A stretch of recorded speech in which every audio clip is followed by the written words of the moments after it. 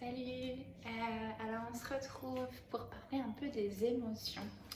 Ça fait un moment que je voulais faire cette vidéo, comme d'habitude je traîne toujours un peu parce que j'ai toujours plein d'idées dans tous les sens. Je travaille là-dessus. Mais je voulais parler des émotions parce que ça a été pour moi, quand j'ai commencé à apprendre à réaliser l'impact des émotions sur ma vie de tous les jours et du coup mes relations, mon travail, ça a tout changé. Ça a tout changé parce que je pense que si vous me suivez, vous êtes des personnes plutôt sensibles, des personnes plutôt empathiques, des personnes avec de la compassion et que vous ressentez beaucoup et que ce que les autres ressentent vous importe aussi. Donc ça veut dire que 90% de votre vie est jouée, si je peux dire, par vos émotions. Ce que je voulais dire par rapport aux émotions, c'est elles sont toutes légitimes. On a besoin de toutes les émotions. Ce sont des messagers, j'en ai déjà parlé. C'est un messager qui vient toquer à votre porte et vous donner une information.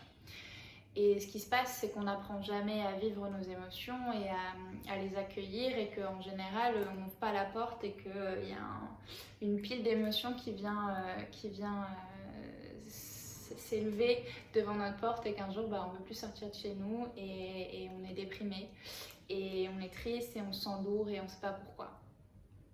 Et c'est vrai que d'apprendre à gérer ses émotions, à les reconnaître, à les appréhender et à leur donner de la place, à les vivre, ça va alléger un petit peu ce sac à dos, ce sac qu'on porte avec nous émotionnel. Il y a un exemple que j'aime bien prendre, c'est l'exemple de l'enfant. Vous voyez, l'enfant, il n'a aucune limite à vivre ses émotions. Il est en colère, il va chuter dans un caillou. Il est frustré, il va se rouler par terre. Il est triste, il va pleurer. Il est joyeux, il va danser. Et on perd ça en grandissant parce qu'on se retrouve avec cette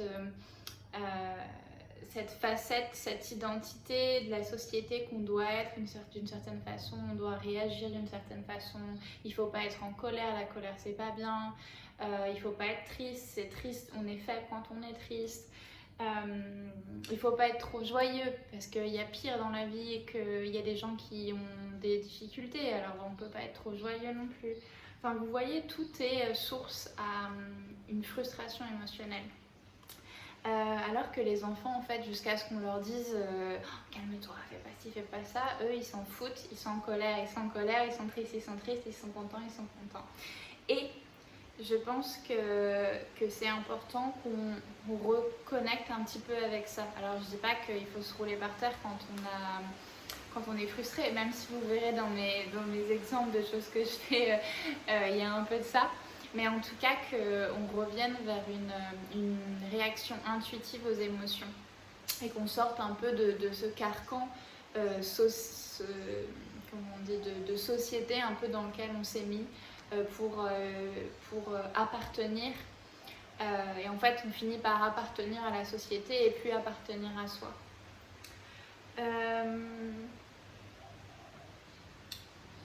Donc pour revenir un petit peu, parce que j'ai envie d'essayer de la faire courte cette vidéo, de perdre personne en cours de route. Donc pour juste donner des exemples un peu des choses que moi je fais quand je ressens des émotions, on le sent, de toute façon vous le savez, hein, quand il y a quelque chose qui ne va pas, vous allez avoir un poids à la poitrine, un poids au ventre, vous allez avoir la nausée, vous allez mal dormir. Et donc en général déjà j'essaye de trouver quelle est la sensation, quelle est l'émotion et aussi qu'est-ce qu'il a créé. Qu'est-ce qu'il a créé, on reviendra là-dessus dans un autre contexte. Mais là on va juste se focaliser sur les émotions. En général quand je vais avoir un poids, ça va être de la frustration, de la colère, du stress, de l'anxiété. La façon dont je vais gérer la frustration et la colère, elle est assez similaire. Je vais reprendre l'exemple de l'enfant, il va falloir que ça sorte. J'ai ce poids-là, il faut que ça sorte. Ça va être crier dans un oreiller ou alors crier sous l'eau, parce que j'ai la chance d'avoir une piscine ici ou l'océan, mais si vous avez une baignoire. Crier dans votre voiture ou sur mon scooter. Souvent quand je conduis ici à Bali, il qu'il n'y a personne autour, je vais crier ou chanter ou le laisser partir. Donc crier, laisser sortir, exprimer ce poids, cette colère. Les batailles d'oreiller, taper dans l'oreiller, c'est des choses que j'aime bien faire aussi. Je vais prendre mon oreiller et le taper sur mon lit. Ou alors, quand je parlais de l'enfant qui se roule par terre, des fois je vais me mettre sur mon lit et je vais taper des pieds, taper, crier dans l'oreiller. Et je vous jure, essayez parce qu'après il y a ce sentiment de... Et ça va mieux. Et ça va mieux parce que aussi... on a enlevé un poids et finalement si c'est une situation avec laquelle on doit se dépatouiller après, on fera d'une place qui est beaucoup plus neutre que d'agir sur l'émotion, parce qu'en général quand on agit sur l'émotion, ça va en créer encore plus de conflits, ça va animer encore plus la situation et du coup créer encore plus d'émotions et c'est un cercle vicieux. Donc ça c'est plutôt moins pour la frustration, la colère. La tristesse. La tristesse, j'aime bien me mettre dans une condition qui va me faire pleurer. Donc je vais mettre des musiques, je sais qu'ils vont me faire monter les larmes. Parce que... et souvent je vais me mettre, par exemple, je vais allonger mon tapis de yoga, me mettre dans le noir, faire du yin, faire des ouvertures de cœur par exemple en yin yoga. Et je vais laisser monter ce qui a besoin de monter avec des musiques de piano, des choses où je sais que ça va faire ressortir les émotions. Ça c'est souvent comme la façon dont je vais vivre ma tristesse. Si la tristesse elle est causée par quelqu'un qui vit autour de moi, quelqu'un avec qui je peux parler, je vais essayer d'avoir le courage d'exprimer mes émotions. Et exprimer ses émotions, ce n'est pas dire « tu m'as fait me sentir comme ça », parce qu'en général la personne n'est pas consciente, c'est expliquer la façon dont on se ressent et que l'action de cette personne a créé cette sensation. Et si vous êtes conscient de pourquoi chez vous ça a réveillé de la tristesse, par exemple c'est quelqu'un qui a une blessure de l'abandon, quelqu'un qui va annuler un plan à la dernière minute, ça peut rendre triste cette personne. Et donc expliquer, tu sais, quand tu as annulé notre rendez-vous à la dernière minute, cette annulation, ça m'a rappelé toutes les fois où mes parents ils annulaient nos plans pour aller en week-end ou pour aller à Disney ou j'en sais rien. Et expliquer en fait pourquoi, je ne sais pas si c'est un bon exemple, mais en tout cas expliquer d'où vient cette tristesse. Et ça va aussi vous libérer. Écrire tout ce qui est d'écrire dans son journal la façon dont on se ressent, moi ça m'aide beaucoup. Et ça c'est pour la tristesse mais aussi pour tout. La colère, toutes les émotions, quand je sens que je suis dépassée par toutes ces émotions, je vais écrire dans mon journal. Il y avait un exercice, et un exercice que j'aime bien faire aussi, que j'ai beaucoup fait avec mes parents, c'est d'écrire des lettres que j'ai pas envoyées, mais des lettres où j'avais aucun filtre. J'ai dit des choses avec la situation aujourd'hui que j'aurais évidemment aimé ne jamais dire, mais j'avais besoin de les dire à ce moment-là.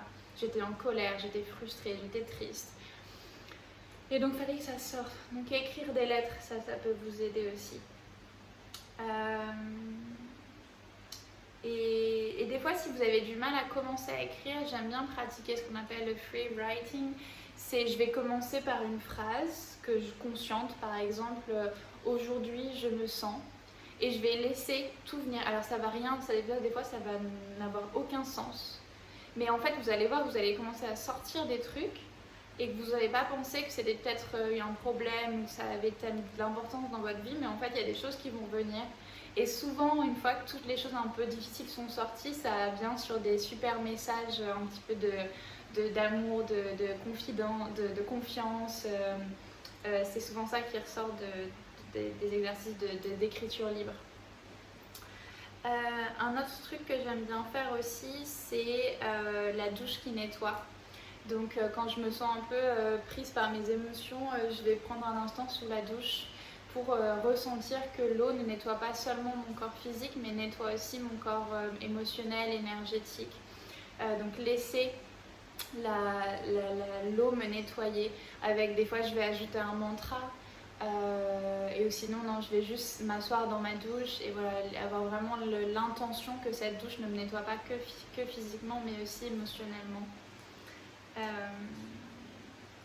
Et un exercice que je fais quasiment tous les jours, c'est du coup quand je fais ma méditation et que je check un peu avec moi comment je me sens. À chaque inspiration, je vais donner de la place aux émotions que j'ai envie de garder, les émotions confortables, les émotions qui me font du bien. À chaque expiration, je vais me libérer des émotions qui me pèsent, qui me rendent inconfortable, qui ne me servent plus. Et donc j'ajoute un mantra. À chaque inspiration, je me remplis de joie, de gratitude, de contentement. Vous pouvez voir sur ma tête ce qui se passe. À chaque expiration, je me libère de la tristesse, de la colère, de la frustration, de mes attentes. À chaque inspiration, joie, contentement, gratitude.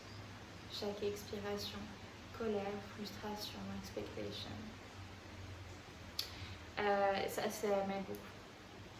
Et ensuite, une fois qu'on a un peu fait le tri et qu'on a un peu nettoyé tout ça, nos émotions, ce que j'aime bien faire, et vous le savez, ça va être tous les exercices de danse, de shaking. J'aime bien faire les respirations Wim Hof aussi, toutes les choses qui vont venir un peu nettoyer, let it go. Donc ça, c'est des choses que je vais bien aimer faire. Voilà pour un peu le côté théorique des émotions et pratique en fait, parce que du coup je vous ai donné des conseils. Je fais aussi souvent moi-même j'utilise des choses qui sont déjà sur YouTube, des hypnoses ou des méditations. Si je sens que là par moi-même je me sens dépassée, je vais taper sur Google hypnose pour la confiance en soi, hypnose pour la frustration, et puis je vais faire du coup des hypnoses comme ça dans la journée quand je me sens un peu dépassée par mes émotions. Voilà, j'espère que ça vous a intéressé. Je sais que quand j'avais fait cet atelier sur la libération émotionnelle, ça avait beaucoup plu et puis il y avait plusieurs personnes qui avaient envie que je le refasse. Donc c'est dans les petits papiers. J'ai déménagé, donc c'était un peu d'organisation, de stress, de trouver un endroit, tout ça. Ça me fait penser que je n'ai pas parlé du stress, de gérer l'émotion du stress et de l'anxiété. Désolée, Et donc, le stress et l'anxiété, je vais écrire des listes. Alors quand je suis stressée parce que j'ai trop de choses à faire, j'ai trop de choses à penser, déjà, je prends tout ce que j'ai dans la tête, je l'écris sur mon journal. J'ai des tonnes et des tonnes de listes dans mon journal. Faire ça, une chose à la fois, c'est-à-dire je prends ma liste, je fais une chose. Et j'essaye de ne pas m'arrêter tant que je n'ai pas fait cette chose. Je me félicite pour ce que je fais. Quand j'ai fini quelque chose, je me félicite. Je m'encourage. Tu peux le faire. Allez, c'est parti, on y va. Pour essayer de prendre le dessus un peu sur ce stress, de ne pas me laisser manger par lui et de moi prendre le lead. Et aussi, donc, il y a le côté un peu actif autour du stress, de ne pas se laisser manger, et aussi de voir le côté positif du stress, ça veut dire qu'il y a quelque chose pour lequel on a de la peur, mais du coup, il y a quelque chose qui compte. Il y a quelque chose qu'on a, et du coup, je dis peur, et je me rends compte que j'ai oublié de parler de la peur aussi comme émotion. Bref. Et donc quand on a du stress, ça veut dire qu'il y a quelque chose qui compte. Donc essayez de se focus là-dessus, sur ce qui compte et ce qui est important, et de revenir à cette intention. Et de regarder dans cette direction, de regarder l'intention du projet, de ce qui nous stresse, plutôt que de regarder un peu là ce qui se passe de se laisser un peu manger par là le stress, et de prendre un peu un pas de retrait, une plus grande perspective. Et donc les peurs. Alors les peurs, ça, j'y ai été les 2 dernières années. Je peux vous dire que j'ai fait face à mes plus grandes peurs. J'étais une vraie peureuse de tout. Quand j'ai emménagé en Inde, marcher pieds nus sur la plage, aller dans les rochers, aller nager dans l'océan, j'avais peur de tout, manger un truc qu'il fallait pas, tout. Et en fait, la seule solution par rapport aux peurs, c'est d'y faire face. c'est triste, enfin c'est triste parce que je sais qu'il y a des peurs où on a l'impression qu'on ne peut pas. Et je pense que c'est ok, de toute façon, c'est pas un objectif en soi de faire face à ces peurs. C'est juste que je pense que ma façon de vivre avant et ma façon de vivre aujourd'hui, j'ai eu un moment pas le choix d'aller au-delà de mes peurs. Mais un peu pareil que pour le stress en fait, de prendre un peu de distance et de se rendre compte d'où vient cette peur, par quoi elle est nourrie, et qu'est-ce qui est le plus important, la peur en soi ou l'objectif,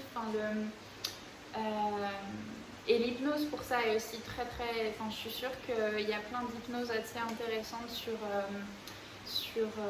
YouTube par rapport aux peurs. Mais c'est vrai que ces dernières années, j'ai fait face à énormément de peurs et je pense qu'à chaque fois, j'ai essayé de ne pas y réfléchir. C'est-à-dire que j'y suis allée, j'ai foncé, j'ai pas réfléchi. La seule peur, je crois, que je n'ai pas encore vraiment fait face, c'est le vide. Et maintenant, pareil, je me pose plus trop la question. Si je me balade au bord d'une falaise, voilà, je me rends compte que je suis pas très confortable, mais c'est vrai que j'aimerais bien faire un saut en parachute. Voilà, pareil, 5, 4, 3, 2, 1, go, j'y vais et je réfléchis pas. Mais parce que c'est comme ça qu'en fait, je me suis rendu compte que les peurs, c'est nous qui les construisons en général. Et donc, de ne pas donner de la place à cette construction et d'y aller sans réfléchir. Et ça, je pense aussi, les exercices de respiration m'ont beaucoup aidé. Par exemple, quand je suis dans l'eau, quand je vais surfer et que c'est des vagues de 2 ou 3 mètres, bien sûr, je la vois, je suis là, ça va pas le faire. Et puis, je me dis, ok, en fait, si je panique, je vais couper mon souffle et c'est là que ça va être horrible. Donc, je reviens à ma respiration ventrale, je respire doucement. Je me dis, c'est pas permanent, cette vague, elle va me passer au-dessus, ouais, je vais rouler. Je vais ressortir et puis c'est reparti. Et puis en fait ça se passe comme ça et puis à chaque fois la vague elle est plus facile à accepter et puis après elle est plus grande et puis c'est dur au début et puis petit à petit on s'y fait. Du coup je crois que c'était ça pour les peurs. Dites-moi en commentaire si vous avez des questions, des émotions que j'ai pas abordées parce que vous avez vu j'en avais oublié plein. Ma petite tête. Et ou si vous avez, vous, des conseils, des choses que vous faites pour gérer vos émotions. Par exemple, aussi des conseils que vous faites avec vos enfants. Et avoir conscience aussi de ça, si vous êtes parent et que des fois les émotions de vos enfants sont un peu difficiles à gérer, ayez conscience que en fait, finalement, ils ont un peu raison et que limite, on devrait plus les encourager à exprimer leurs émotions que les limiter. Parce que je pense que c'est important dans leur développement émotionnel. Et quand on voit aujourd'hui notre génération, ou la génération de nos parents, il y a énormément de dépression, on est tous complètement dépassés par nos émotions. Je me dis, est-ce qu'en fait, on ne s'est pas trompé de vouloir limiter comme ça l'expression des enfants, de leurs émotions. Donc voilà, après, chacun fait ce qu'il peut, fait ce qu'il veut. Mais c'est en tout cas, je pense, quelque chose à questionner, à prendre en compte. Voilà, gros bisous à tous, à très vite. J'espère que c'était intéressant. C'est 20 minutes. J'espère que je ne vais pas perdre trop de personnes en cours de route. Plein de bisous puis Bali. Et si vous avez des envies de choses, de sujets desquels je pourrais parler, un peu comme ça, j'essaierai de faire plus court la prochaine fois. Dites-moi. Gros bisous.